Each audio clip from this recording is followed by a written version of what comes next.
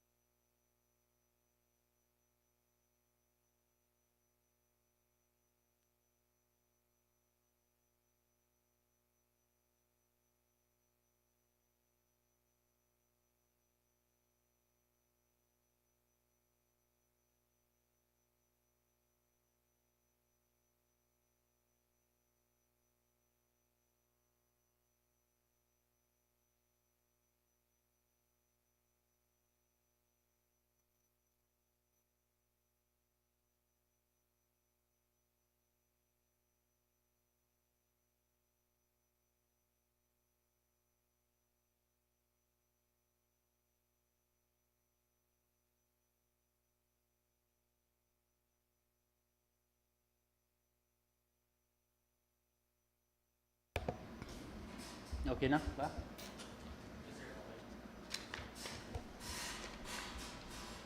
Hindi na nagpatakpay mit ken focus ko.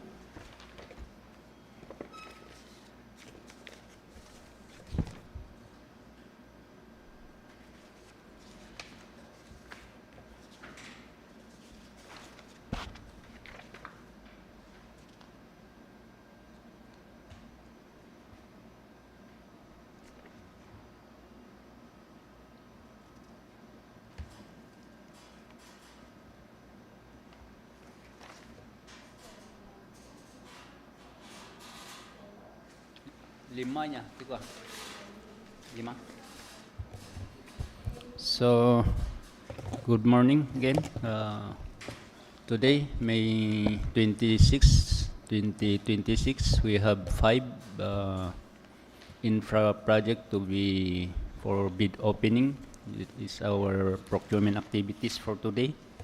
So, we have here the members of the BAC, the TWG, the from the procurement unit, the secretariat, the IT who is in charge on our live streaming for our YouTube channel at DPWH Lower Kalinga District Engineering Office. We have also our bidders who attend this bid opening. But before we start the bid opening, may I request the 3 bidders who are present here on this conference hall to introduce yourself and what company you are representing for records purposes. And reminder, we are on live streaming. Yeah. So you'll use the mic for recording. Hello, good morning. I'm Arvil De Vera, liaison, Mighty Stellar Development Construction.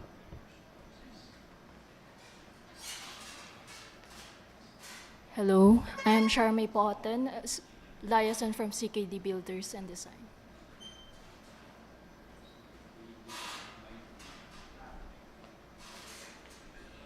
Hi, hello, good morning everyone. I'm Stephanie Manzano, liaison of Tecon Construction. Thank you, ma'am and sirs. So, let's begin with our bid opening. We have here the contract ID 26PL0021 with an ABC of 4,851,000 pesos only. The Convergence and Special Support Program, Basic Infrastructure Program or the BIP, access roads and or bridges from the national roads leading to major strategic public buildings, facilities, improvement of road at Umadam, Sitio Baneng, Barangay Kalakad at its Station 0+00 to Station 0+300, Tabuk City, Kalinga. And we have one bidder, the Chico Line Construction. So may I ask Engineer Warren to open the bid proposal submitted by Chico Line Construction for this contract ID 26PL0021. Thank you, Mr. Chairman, and good morning to each and everyone.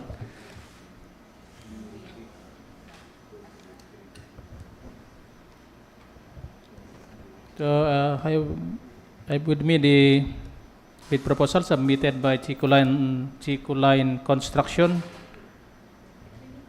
for 26PL0021, Convergence and Special Support Program, Basic Infrastructure Program, access roads and or bridges from the national roads leading to major strategic public buildings, facilities, improvement of road at Umadam, Sitio Baneng, Barangay Kalakad, Station 0+00 to Station 0+300, located at Tabuk City. The bid proposal was received at the Procurement Unit Office on May 26, 2026 at 9:55 a.m.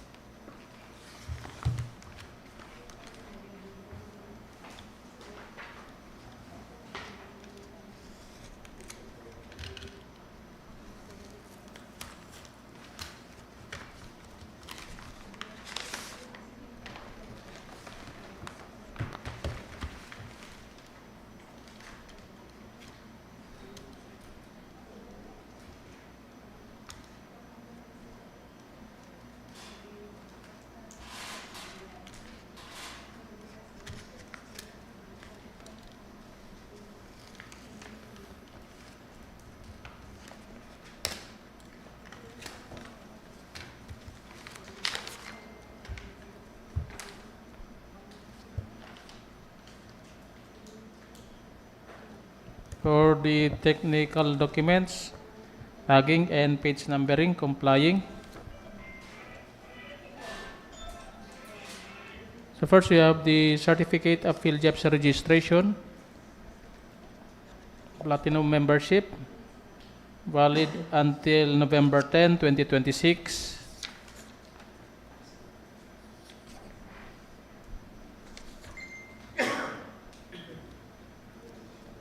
PCAB Special JV license, not applicable.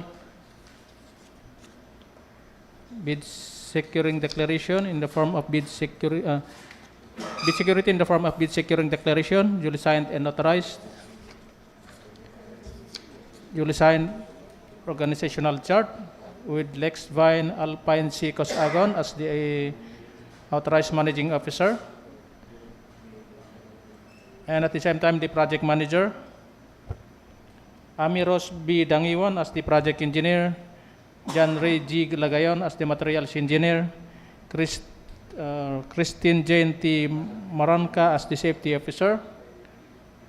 Edsel Ayan G. Valdez as the construction foreman, and Jesimar S. De Vera as the liaison officer.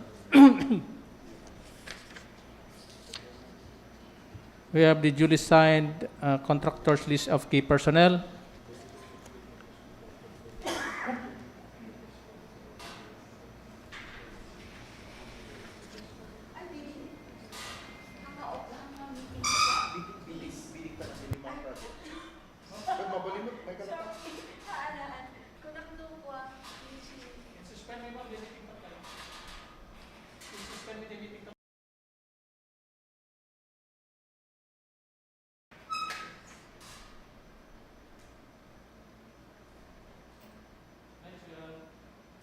Next, we have the list of contractors, major construction and laboratory equipment.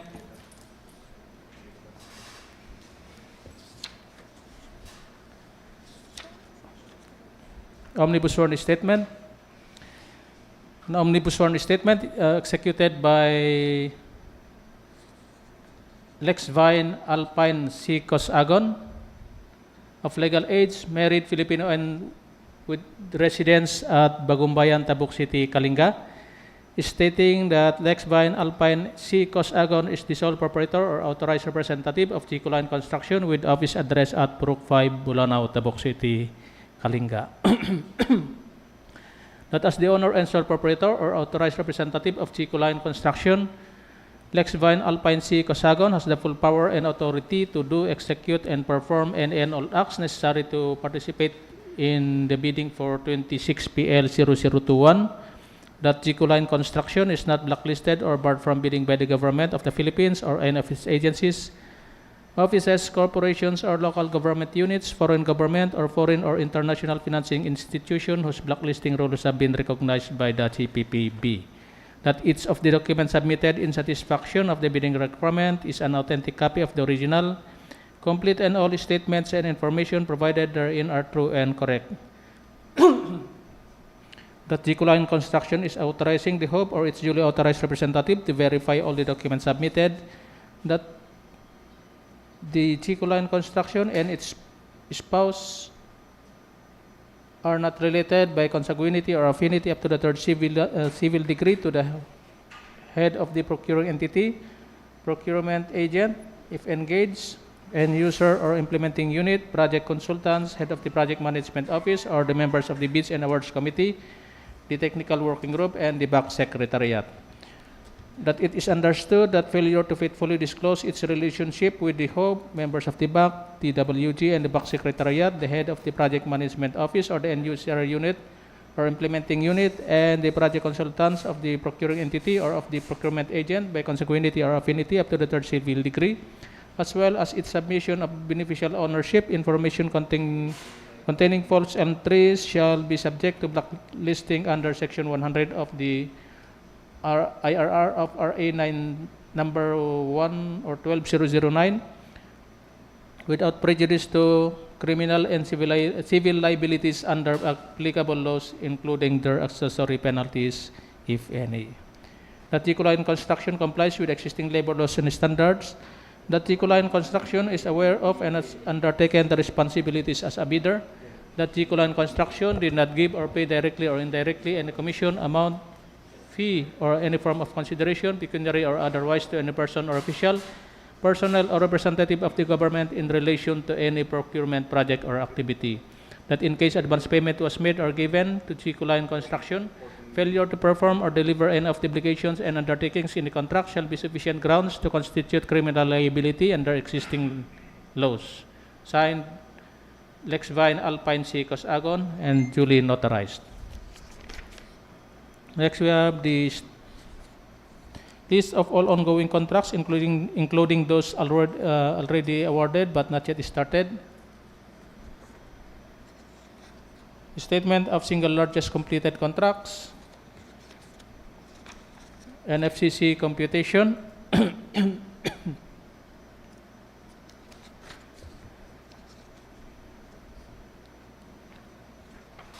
Latest general information sheet reflecting the beneficial ownership information duly received by the Securities and Exchange Commission for corporations, if applicable. ISO 9001 2015 certification or its latest version as applicable. Not applicable. Affidavit of site inspection duly signed and notarized.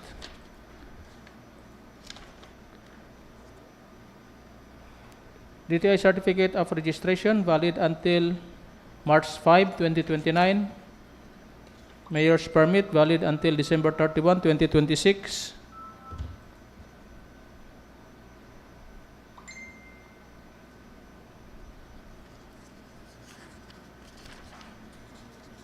Latest income and business tax returns.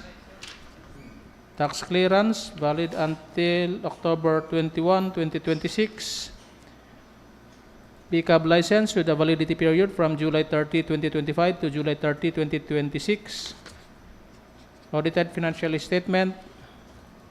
Updated proof of ownership of contractors' materials minimum testing requirement. Integrity pledge duly signed and notarized. Duly signed bid documents. S-curve with bar chart and part CPM on power utilization schedule, equipment utilization schedule, and lastly, the construction methods in narrative form. Thank you, Sir Warren. So, since Line Construction have passed the preliminary evaluation, so may I ask the Secretariat to submit the name of Line Construction at the procurement services in Manila for the eligibility check on the CWA, the civil work application. So let's proceed with the next project, the contract ID 26PL0022, with an ABC of 3,960,000 pesos only.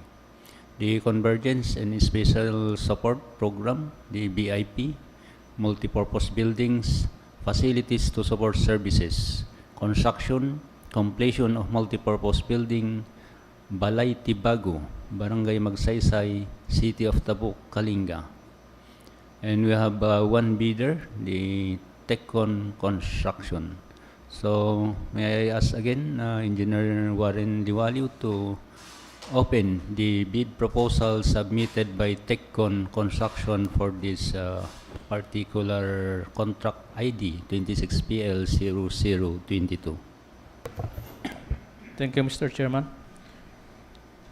The bid proposal submitted by the loan bidder, Tecon Construction, for 26PL0022, Convergence and Special Support Program, Basic Infrastructure Program, Multipurpose Buildings, Facilities to Support Services, Construction, Completion of Multipurpose Building, Balay Tibago, Barangay Magsaysay, Tabuk City, Kalinga. The bid proposal was received at the Procurement Unit Office on May 26, 2026 at 9:15 a.m.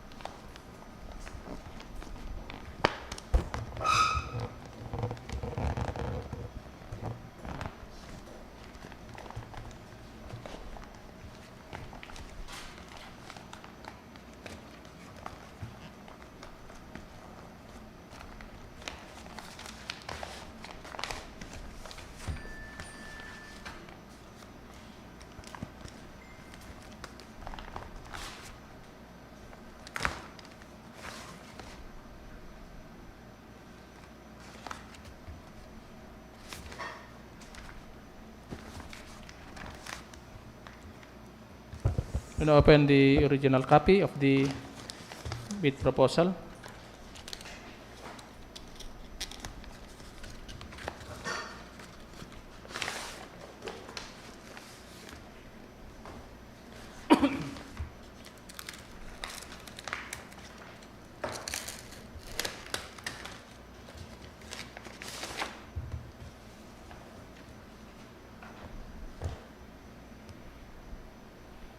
For the technical documents, tagging and page numbering complying.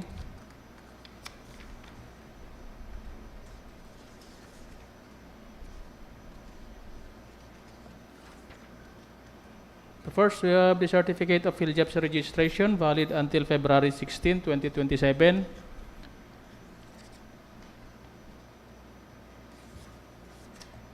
Pickup special JV license not applicable. Bid security in the form of bid securing declaration, duly signed and authorized.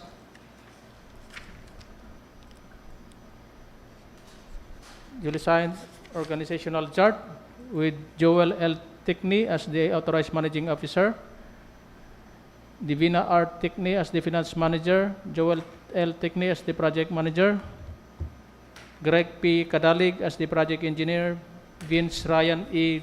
Dadang as the materials engineer, Renato D. Pajarillo as the electrical engineer, Christine L. Carbonell as the master plumber, Daniel D. Dangay as the safety officer, Anthony Perez as the foreman, and Stephanie O. Manzano as the first aider.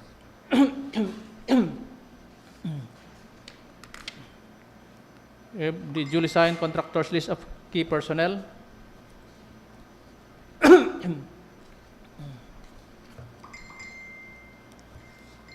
List of contractors, major construction and laboratory equipment. Sworn statement. An omnibus sworn statement executed by Joel L. Tickney of legal age, married, Filipino, and residing at Dagupan Centro, Tabuk City, Kalinga, stating that Joel L. Tickney is the sole proprietor or authorized representative of Techcon Construction with office address at Laya West, Tabuk City, Kalinga. That as the owner and sole proprietor or authorized representative of Techcon Construction, Joel L. Tickney has the full power and authority to do, execute, and perform any and all acts necessary to participate in the bidding for 26PL 0022. The Techcon Construction is not blacklisted or barred from bidding by the government of the Philippines or any of its agencies, offices, corporations, or local government units, foreign government, or foreign or international financing institution whose blacklisting rules have been recognized by the GPPP. That each of the documents submitted in satisfaction of the bidding requirement is an authentic copy of the original, complete, and all statements and information provided therein are true and correct. The Techcon Construction is authorizing the HOB or its duly authorized representative to verify all the documents submitted. The Techcon Construction and its spouse are not related by consanguinity or affinity up to the third civil degree to the HOB, procurement agent if engaged, or the end user or implementing unit, project consultants, head of the project management office, or the members of the bids and awards committee, the technical working group, and the back secretariat. That it is understood that failure to faithfully disclose its relationship with the HOB, members of the back, TWG, and the back secretariat, the head of the PMO or the end user unit or implementing unit, and the project consultants of the procuring entity or of the procurement agent by consanguinity or affinity up to the third civil degree, as well as its submission of beneficial ownership or beneficial ownership information containing false entries shall be subject to blacklisting under Section 100 of the Implementing Rules and Regulations of Republic Act Number 12009 without prejudice to criminal and civil liabilities under applicable laws, including their accessory penalties, if any. That Techcon Construction complies with existing labor laws and standards. The Techcon Construction is aware of and has undertaken the responsibilities as a bidder. that Tecon Construction did not give or pay directly or indirectly any commission, amount, fee, or any form of consideration, pecuniary or otherwise, to any person or official, personnel, or representative of the government in relation to any procurement project or activity. That in case advance payment was made or given to Tecon Construction, failure to perform or deliver any of the obligations and undertakings in the contract shall be sufficient grounds to constitute criminal liability under existing laws. Signed, Joel L. Techney, duly notarized. We have the list of all ongoing contracts, including those already awarded but not yet started. List of all contracts completed by the contractor. NFCC computation. Affidavit of site inspection, duly signed and notarized.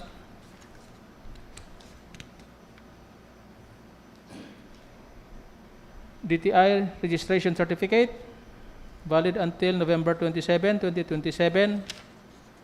Mayor's permit, valid until December 31, 2026. Latest income and business tax returns. Tax clearance, valid until June 17, 2026. Valid pickup license with a validity period from June 13, 2025 to June 10, 2027. Audited financial statement. Updated proof of ownership of materials minimum testing requirement with a certification issued by Engineer Paulino D. Banganan, the chief of the Quality Assurance Unit or section. Integrity pledge, duly signed and notarized, duly signed with documents.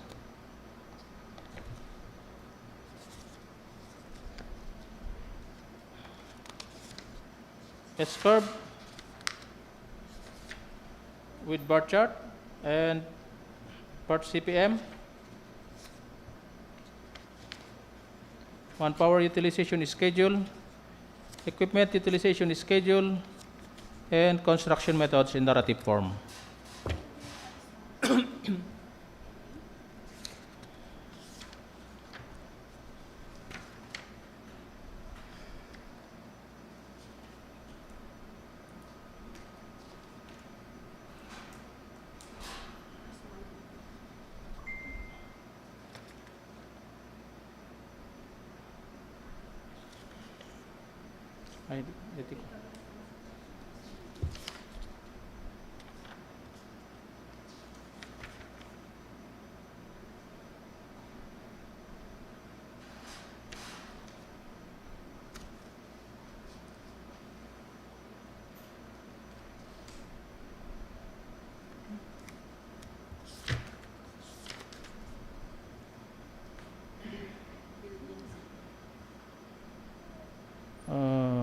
Buildings and industrial plant, medium A. Ha?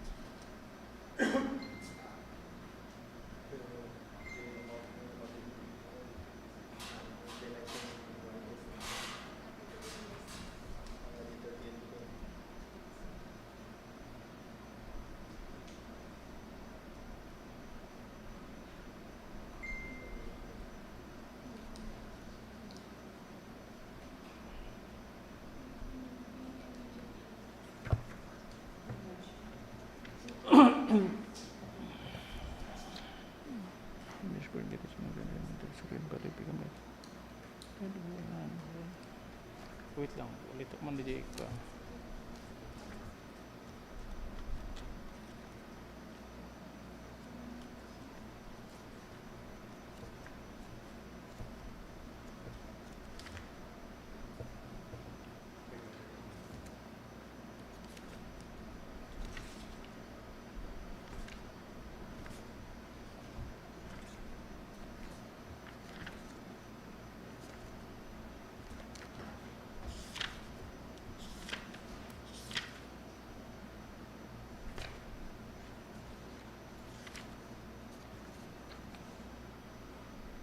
buildings niya.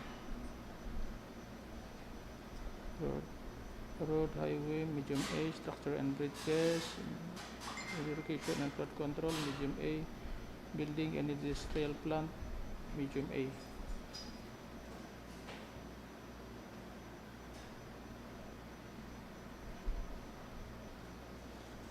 Sino nga diyan? Pagkailan ko si Mr. Chairman.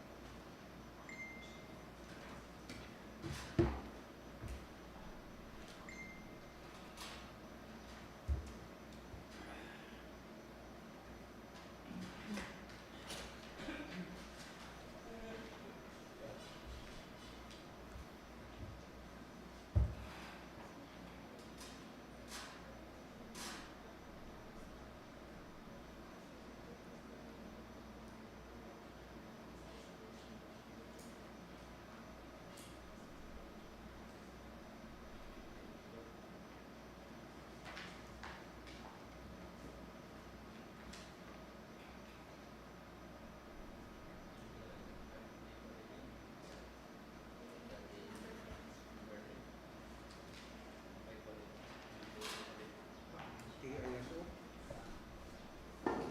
TISO, the report number no 30 million ano ba?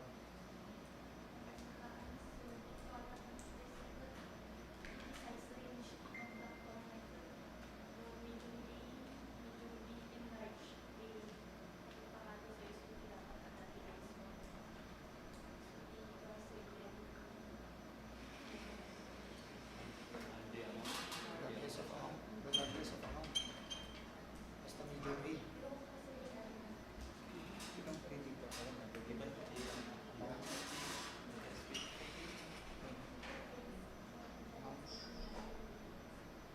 Parang amount yung nakita ko naman.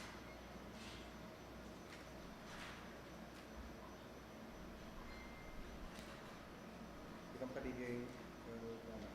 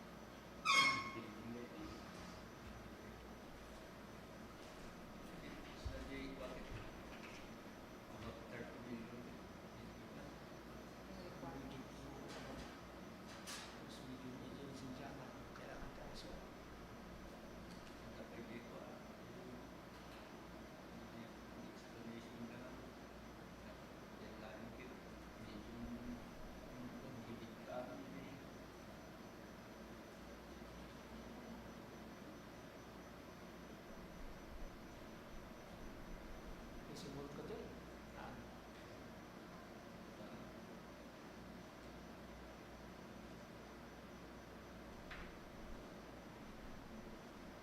Patras na rin pa rin naman. Patras na rin naman po sa sinibal. Alam mo na kaya.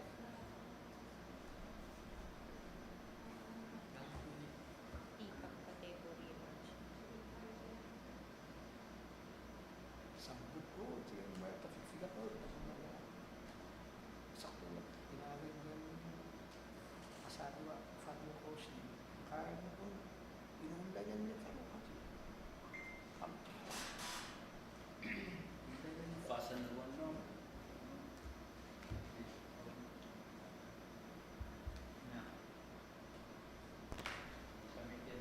Alas mo dyan. Tapos na tayo. Discuss it there.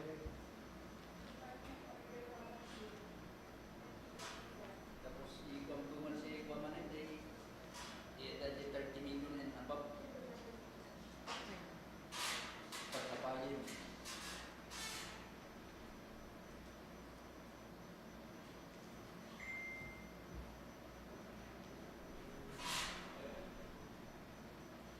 Talaga, awag talaga doon.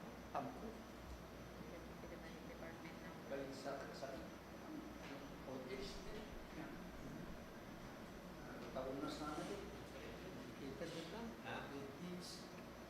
Kidneys. Banaan sa kidney niyo sa isang ng early retirement.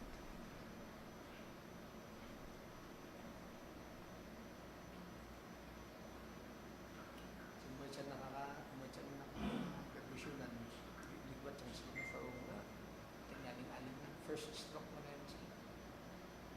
Time ni bunuan pa lang dita. When nakakabil may 30 million above.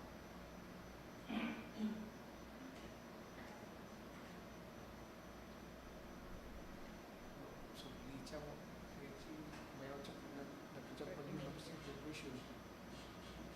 Mismo nakakasort na nga. Choose paper. The EU sets the effectivity of compliance with large A contractors.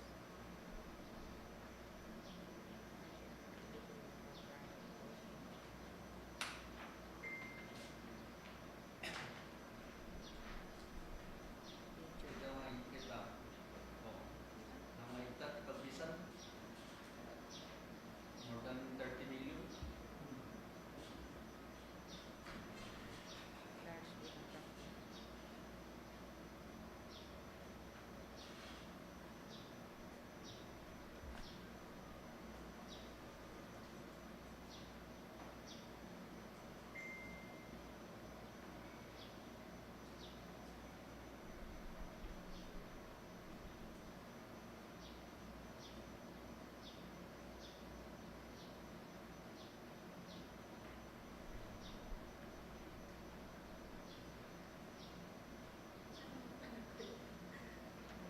Mas lang na naglawag may nga may 30 million para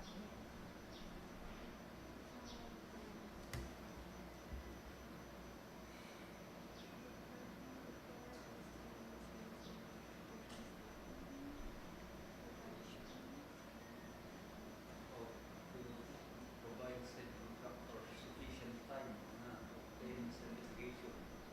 Enforces the department commitment to control improvement and all violence. Within the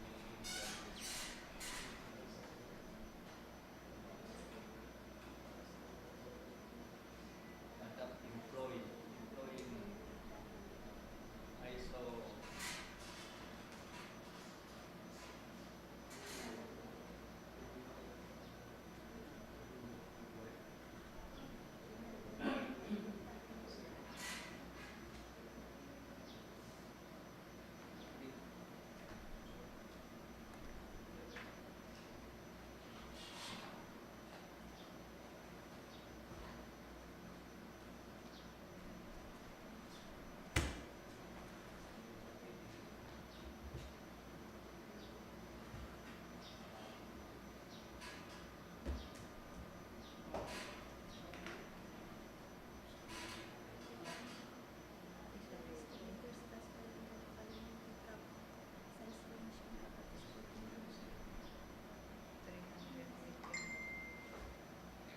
dito ilang hanggang in general hindi kung point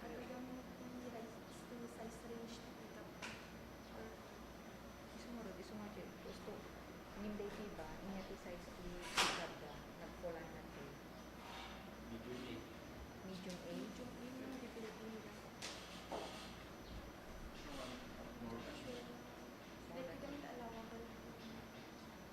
More than 2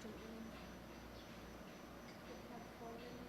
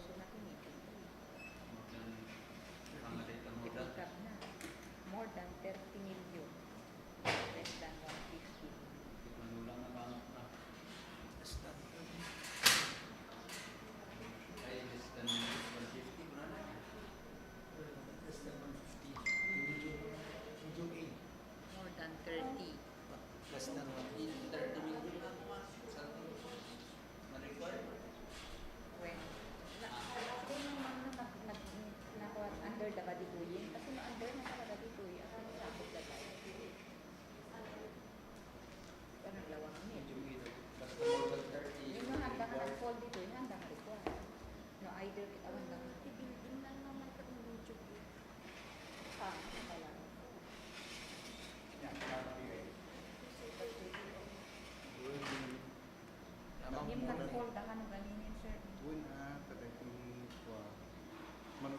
Threshold na 30. Allowable range for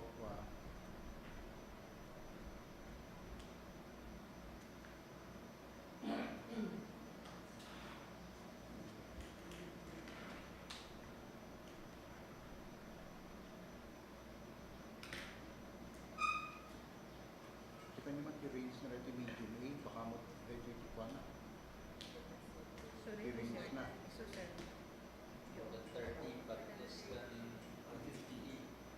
Ikot man gamot na lang nito.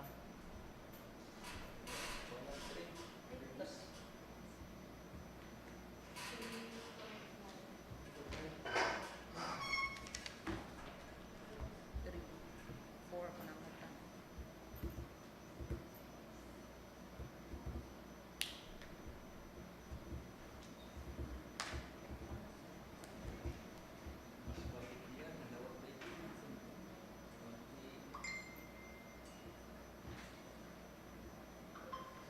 I-determine mo lang kung in-multi-class na.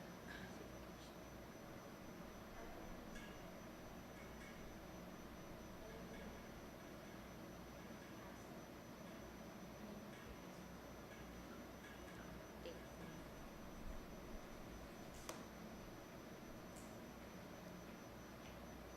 Siyempre, city project ko yun.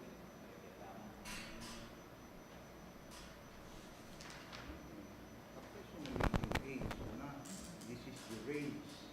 This is the range. Nung bidden na po 30 million and above, i-require that the ISO. But if less than 30 million or medium A, ang mga i-require ng ISO. Budget, so medium A is 30 million but less than, so 30 to 150 million yan. So PDSO not more than 30 million and above, that is the time we require that they will submit an ISO certification. Ito ang understanding ko dito Ako isa ang medium A, so na nung tibibidin naman is not more than 30 million. Ay, haan natin yung classification ka, sir? Mata.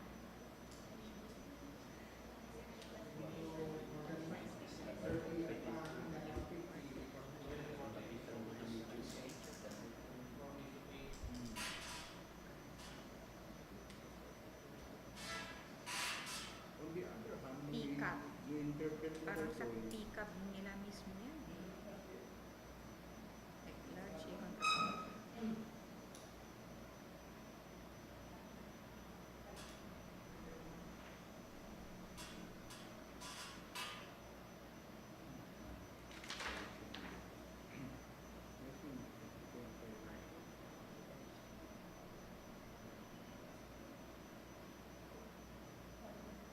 Dito ako mati may verify regarding kung regardless of the amount ba.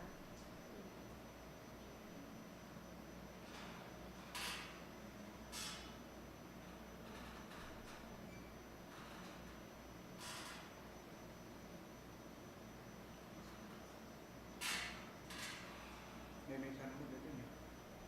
Pareho may point kasi na. Kasi 3 million lang din yan.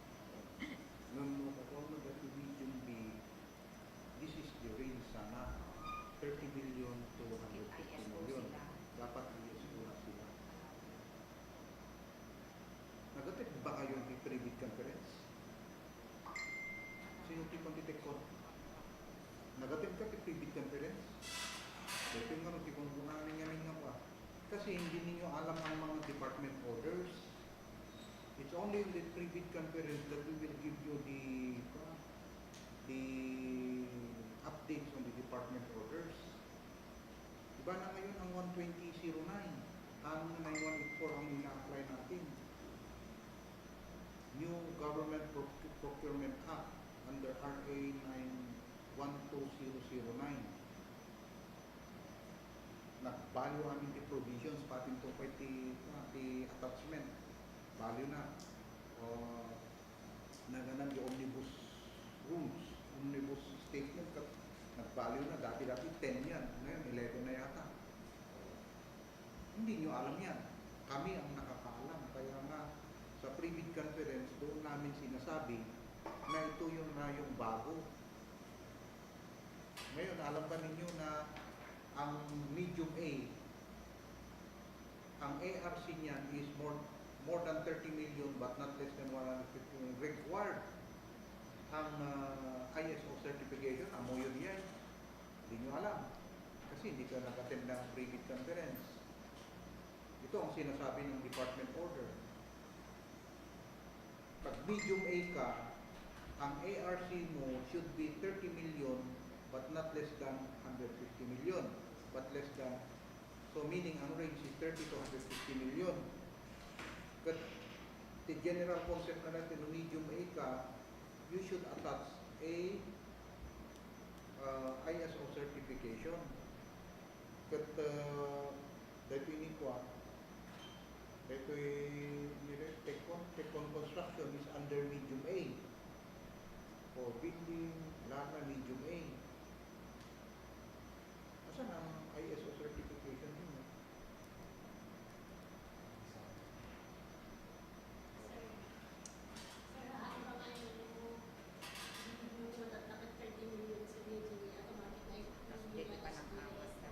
Yeah.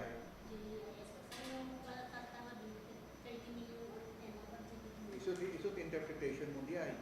But the DO states nga kasi si pagbaganan. So mo lang interpretation may no you go deeper to the department order kung na dito niyo. Medium A, allowable range ARCC more than 30 million but less than 150 million. So the range na is 30 to 150 million. So meaning kahit nasa effective January 1, 2026, you should have your own ISO 9001-2015 certification. So meaning kahit nasa lahat na ng ibid ninyo, kasi medium A kayo, lahat na ng ibid ninyo, whether what is the amount, whether that's 1 million, 2 million, you should be a ISO certification because that is your classification, pickup size range, that's your pickup classification. Medium A kayo eh. Nagpa kayo ba the ISO certification nyo? As for large-scale contractor, ISO 900 certificate or its latest version shall continue to be required when participating in the bidding of infrastructure project costing large. And those are large.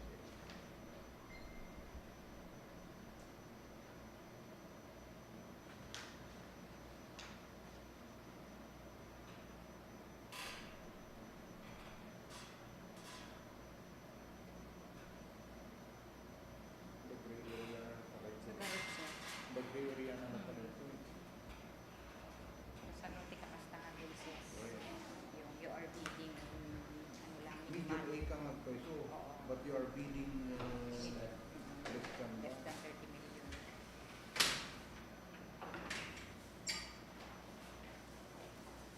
Handa nga yung one yung per pickup category.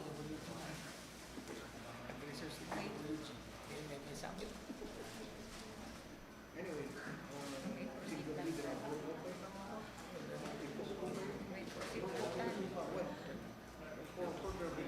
meantime, we will go. Tuloy tayo lang ta. Tuloy natin. Yeah.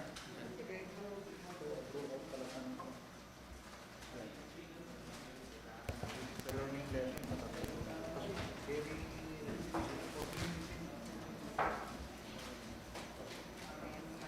So, mga back members, Sir Warren, what's your say on that DO?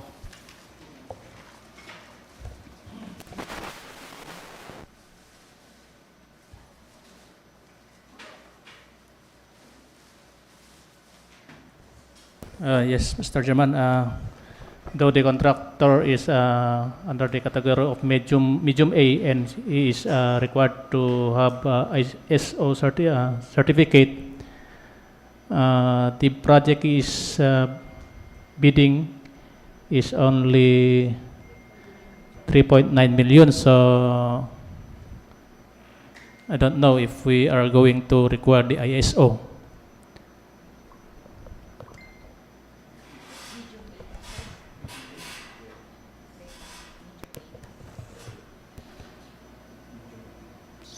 So thank you, Sir Warren. So another from Sir Rinsu.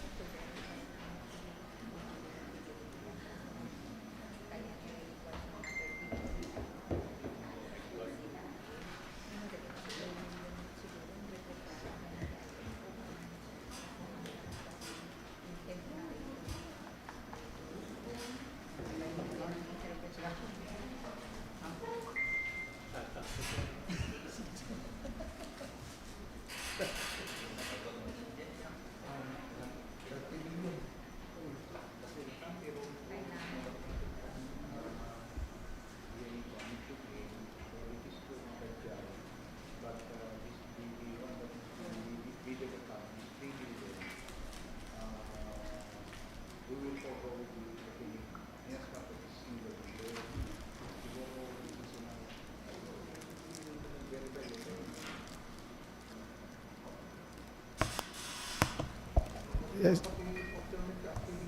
yes, Mr. Chair.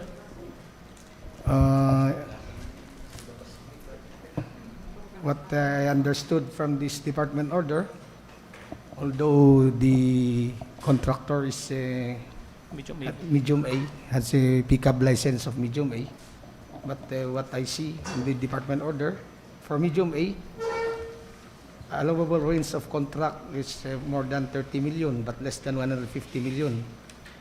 Since the effectivity is January 1, 2026. In my opinion, I think if we consider the amount that is being bidded, it is less than 30 million. So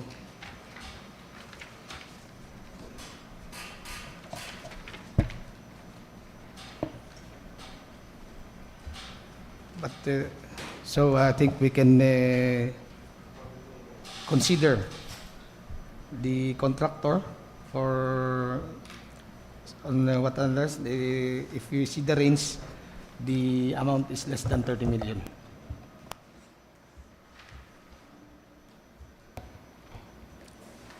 Chief Roy, on your opinion? Mr. Chairman, can I share the statement of the AI? Yes, Sir Warren. According Proceed. to AI, no, it is not required.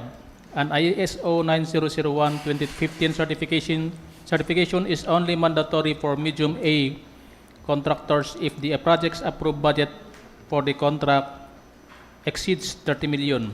Since the project you are bidding on is only 4 million, An ISO certificate is not required. Thank you, AI. uh, read by Sir Warren.